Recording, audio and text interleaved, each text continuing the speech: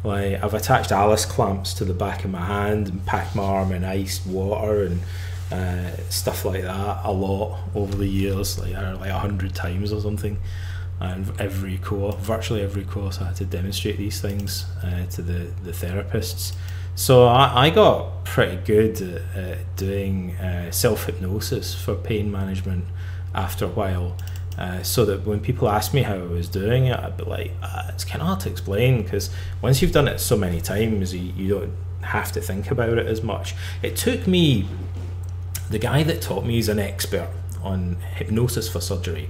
His name is John Butler, and he did a really good BBC documentary, a live documentary about a guy that was having a hernia operation, and John hypnotised him, or taught himself hypnosis, so that he could have a hernia operation, major surgery without anaesthetic.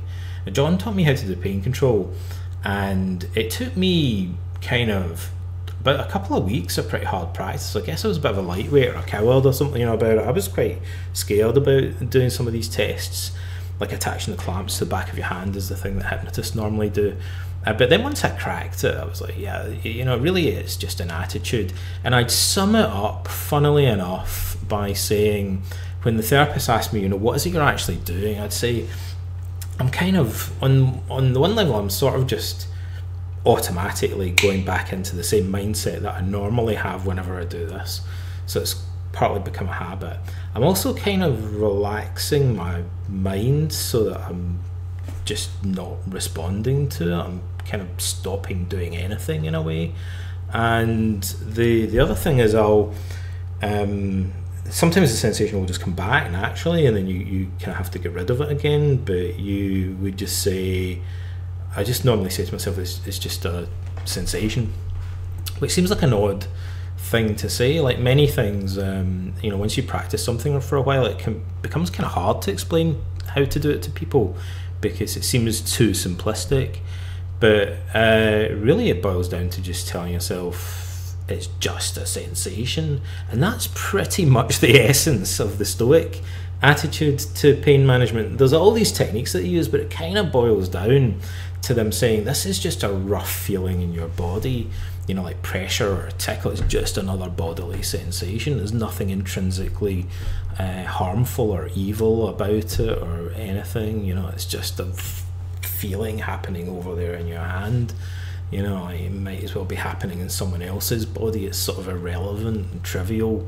That's what the Stoics are kind of training themselves to develop as an attitude towards pain, when it is trivial and meaningless. Obviously, if it was a toothache, they would go to the the equivalent of the Roman equivalent of a dentist or whatever. They're not saying we shouldn't go to the doctor, but just if there's pain that we don't really need to be getting upset about, we can cultivate this attitude of studied indifference towards it. So in week 3, there's a video that talks a little bit more about the first Manic War and talks about the historical context a little bit more. The transition in Marcus's life from being at Rome to being on the Danube, I see this as a massive upheaval in the guy's life, a huge life transition for Marcus. And I think, like I mentioned before, perhaps possibly his main Stoic tutor died around this time. His brother dies around this time. When he goes to the Danube, and when he takes command of the army, he's, I can't emphasize how much his life changes at that point. And he's isolated from his advisors, his friends, his family are left behind at Rome, although apparently they did visit him in the army camps sometimes. He's surrounded now by all these soldiers, rather than the type of people that he was surrounded by in Rome. He's, in his mid-40s, his late 40s. It's a huge upheaval for Marcus, and we're told that he struggled physically. He wasn't a physically fit guy. He had chronic chest and stomach pains. He had a very poor appetite. He talks at one point about spitting blood. We don't know how chronic these problems were, but he was generally perceived as pretty physically frail. And we know that he struggled with the cold climate on the northern frontier. He was also surrounded by outbreaks of the plague.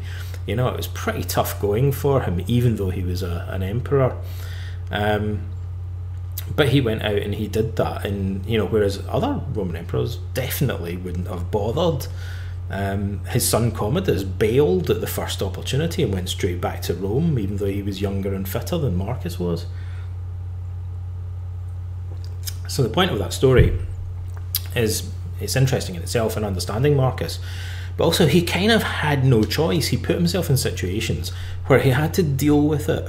Like we can assume he was suffering physically through discomfort and pain, loss of sleep and poor appetite. He didn't respond by adopting withdrawal and avoidance as a strategy. He didn't say, I think I'd be better off staying in my bed at home, because I'm not a well man. No, he went, I'm going to go anyway. I'm going to go straight to the front line, and I've just got to deal with this. We know there are some physical conditions now where people's instinctive avoidance and withdrawal behaviours actually can be counterproductive. It's believed for many forms of chronic back pain, for example, where people maybe cope by lying in bed more and staying at home more, that actually that can contribute to the problem worsening over time through lack of gentle normal exercise. So sometimes we kind of need to carry on living as normal despite feelings of discomfort, or that can backfire if we don't. So some of the strategies that Marcus learned from the Stoics, and I suspect used more of at this point in his life, as his health problems were becoming more of an issue, he talks, as always, about Stoic catharsis, basically the separation of the mind from the body, and thinking of the body as over there, viewing it from a distance, seeing the sensations as not kind of something he's fused with and identifying with, but as something that's over there in his chest or in his hand or whatever. He talks a lot about this idea that leave the sensation where it belongs, over there in the body. It's just a hard thing to capture in a way, but once people get it, they're like, oh yeah, I see what that means. It's a kind of little mental mind flip, a perspective change. Remembering that fear of pain does us more harm than pain itself. This is classic, generic, Stoic functional analysis, but he particularly applies it to pain. Same as everything else, though, that the fear of pain is more harmful than pain itself. And he means that on two levels. The first is that he thinks it damages our character. It makes cowards of us, in the sense, if we allow it to. Whereas the pain itself doesn't necessarily do us any harm. It's uncomfortable, but it doesn't make us a worse person. But fear of pain could make us a worse person. But he also means that a more practical, down-to-earth level, as I mentioned a moment ago, fearing pain, trying to avoid pain, can actually just be harmful in the everyday sense of the word, that it can be counterproductive and circular. We can end up making our pain worse by our efforts to avoid acceptance of it. Another example of that actually would be people overusing or abusing painkillers, rather than tolerating a certain level of pain, maybe going crazy, using alcohol or other drugs or prescription drugs in an inappropriate way, and that being unhealthy or backfiring. The number 3, viewing sensations objectively like a physician and analysing them. Again, this is the classic Stoic objective representation technique, but here obviously you can compare it to the attitude of a physician describing someone else's symptoms in a detached scientific way. So Marcus kind of talks about this.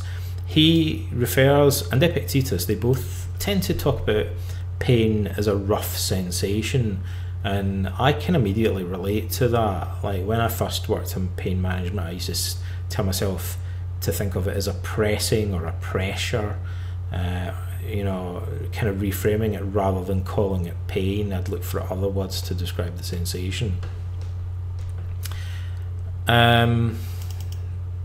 Viewing the sensations as being limited spatially and belonging to particular parts of the body, and analysing them, thinking of sensations as transient and changeable, how they come and go, and they can fluctuate. So limited spatially and temporally. These are kind of related, I think, to a broader technique that I call depreciation by analysis, which is just kind of pulling apart, analysing an experience so that it doesn't seem as overwhelming anymore. Another thing that Marcus tends to do is just focus on the present moment when he's experiencing pain, and tell him, kind of almost challenge himself, like, can you cope with this? Like, here now, just one step at a time in the present moment, you know, and if you can deal with it right now in the present moment, and all you need to do is keep doing that, which I think is sometimes a helpful strategy, especially for acute pain, actually. Number 6, letting go of the struggle against it as being bad or harmful and actively accepting it as indifferent. I think this is a little bit different. It's very closely related to what I called Stoic catharsis. So realizing that pain isn't evil or bad, but we're projecting that value into it. Pain is a hard one for people to separate, I think, from value judgments, but it can be done. And related to that is this idea of actively accepting it, almost welcoming it. Marcus talks about almost seeing it as a test or a challenge, like a prescription itself. And acceptance and commitment therapy, as the name implies, learning to actively accept unpleasant feelings, radically accept unpleasant feelings, is known to be a very powerful strategy, although that's always been used right through the history of cognitive and behavioural therapies, really.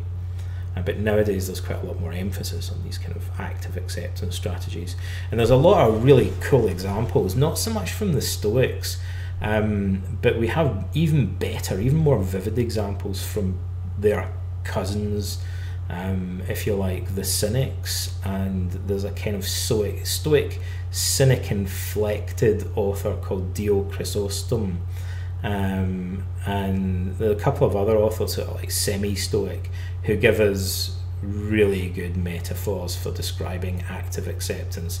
We're told that Diogenes the Cynic, for example, said that it's like a man has been chased by wild dogs, and if he keeps running away from them, the dogs will get excited for the chase and they'll hunt him down and tear at his heels. But if he turns round and faces them confidently, then often they won't know how to respond and they'll back away. And the Cynics thought this is how we need to respond to pain and hardship. The more we struggle and try and avoid or run away from, the more we actually potentially suffer from them.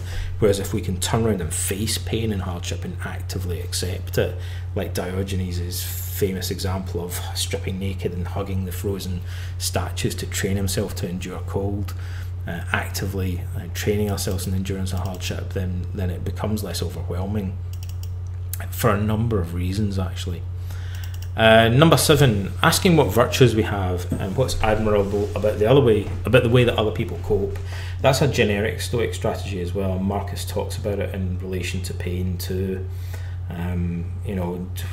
We admire other people's endurance, their patience, for example.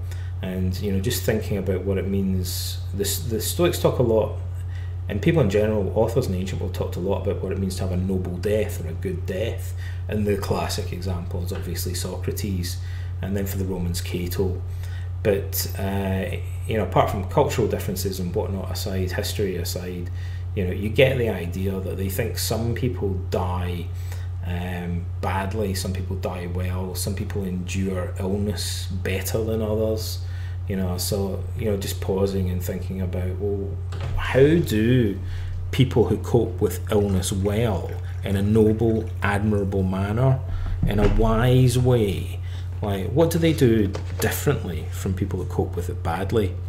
I like to think Marcus saw a lot of this as well, because of his service in the military and the fact that he was surrounded by plague. I get the impression that he had a lot of opportunity to observe people coping both well and badly with disease and injury and death. Oh yeah, I should just mention Poppy, who's around somewhere. I think she's off watching a video or something at the moment. My daughter, who's 6 now, was, just as an aside, she's actually in one of my books. She's in this book. Poppy's in Build Your Resilience. I think she's quite chuffed about that. She's in the index, which is pretty cool, because she was a case study or her mother was. She was born at home. It was a natural childbirth, and her mum didn't even have an aspirin or a paracetamol or anything. She just used self-hypnosis because she wanted to use the techniques that I was teaching to therapists at the time, and so like Poppy was born using self-hypnosis for pain management in childbirth. So there you go. Some people say, how do you know these techniques work? Like, you know, apart from all the research and stuff, like, you know, Poppy's a good example. So the excerpt that we're going to be looking at is about Apollonius of Chalcedon and Claudius Maximus, who are another two of Marcus's teachers that he mentions, because Marcus describes how both of them coped with pain and suffering, and he says a lot about their character in relation to that. So it's a good example. They're very different people. Apollonius of Chalcedon was a professional lecturer from Greece who taught Stoicism, like presumably lectured to groups of students in his home. There's some interesting stories about that. When he was first recalled to Rome by Antoninus Pius from Greece, the Emperor Antoninus said, I want you to come to the imperial palace and tutor Marcus, and he was to tutor, I think also Lucius Verus was one of his students. And Apollonius said, no, I don't think that's appropriate. My students come and they attend lectures in my home, in my school, rather than me coming to their home.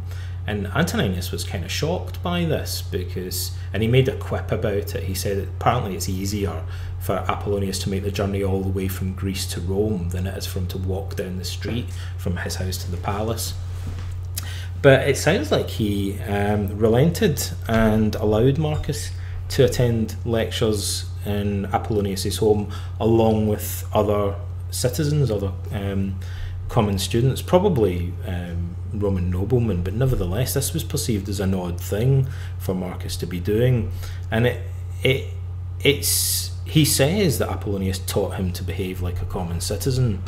You know, so it's interesting that it sounds like the Stoic tutor asserted himself there and said, I'm not going to treat him any different from my other students. I want him to come and attend class alongside the rest of them, and Marcus seemingly respected that. Claudius Maximus was, as far as we can tell, a different character. We're told that he was a military veteran. He was a high-ranking, a consular Roman statesman. Marcus seems to have thought very highly of him, and his death seems to have made a big impression on him. We don't know a lot more about him, but he would have been a different figure. He probably wasn't a lecturer, but he was probably just a man who followed Stoicism and who Marcus treated as a kind of mentor or advisor.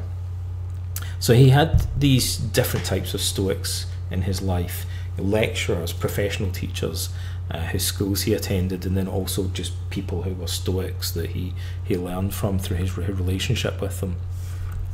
The stories in week 3 are about Marcus and Fronto. I find this an interesting juxtaposition.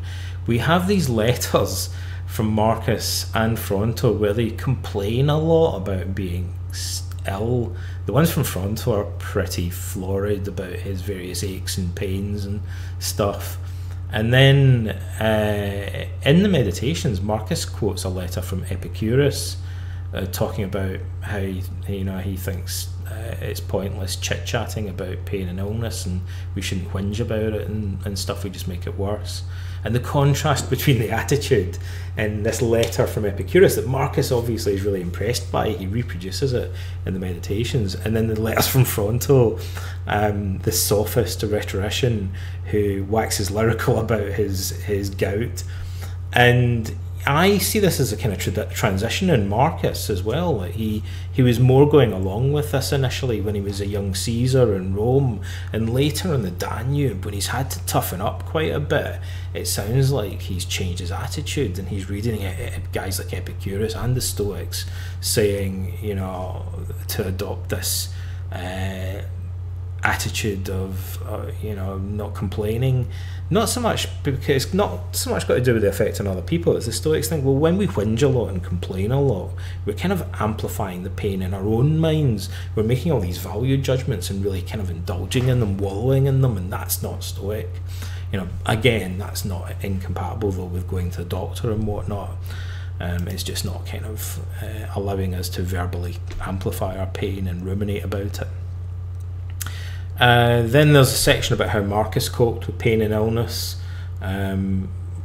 strategies that we've just talked about basically. There's an audio download that's fairly new, it's an odd one. I put it in, although I feel that not everybody's going to click with it, but hopefully you have an open mind in that regard and you try the exercise. If it's not for you, it's not for you. Maybe it really connects with you. In the pilot version of this course, there were some people that really took to it, and then I guess there were other people that couldn't relate to it. If you suffer from chronic pain, you're probably going to find it more relevant, and it asks you to do a bunch of different pain management strategies. Always when you do that, there'll be some strategies that don't make sense to you. If I give you 8 pain management strategies, there's probably going to be several that don't work for you or you can't relate to, but then there would be other ones that you do connect with. And in each group of people, there's going to be people that connect with different strategies. If you have a big enough group, there'll be somebody that really connects with each one of the most common strategies, obviously. So don't assume if you don't find one works for you that it doesn't work for other people, because everyone's kind of a bit different in that regard. So treat it as a bit of an experiment, like you're trying out different approaches, and then obviously once you've listened to that recording a few times, you would pick the aspects of it that you find most useful and just persevere with those. And then the discussion is about what the pros and cons are of accepting painful sensations in this way. And then there's a bonus section for extra fun. There's a narrative that I wrote a while ago for a book proposal that got changed, where it goes into a lot of detail talking about the story of the Antonine Plague. And there's a whole, if you're interested in history, you might want to read that. There's a whole story to tell there. Really, it's quite involved about the plague. And there's some aspects of Stoic philosophy in there as well, but probably more for the people that are interested in biography and history. And that is us for this week. So let me briefly check in with the questions and see if we've got anything. Oh, I don't think. Mark said, are Stoic practitioners who are theistic worldview likely to have less anxiety than practitioners with a non-theist worldview? I don't know, actually. That's a good question. I don't know. I wouldn't really have thought so. I'm not really aware of any difference between. I think being a member of a religious group might help contribute to long-term emotional resilience because it provides a support network, but I'm not sure that it really inoculates people against anxiety in other ways. I don't think that there's the majority of people that are into Stoicism today, our polls suggest, aren't theists. And there's a lot of them that are atheists, and a lot of them are agnostic, so it doesn't really seem to prevent people from benefiting. Sometimes people get quite hung up in the theological language in Stoicism, but actually I kind of take it for granted that that's trivial, because the vast majority of people today that are into Stoicism seem to be agnostics according to our surveys. Okay, so I think I will close today's session there, and I'll bid you all farewell, and I look forward to seeing you once again on week 3, and I'll see you next Sunday for the last seminar. Bye.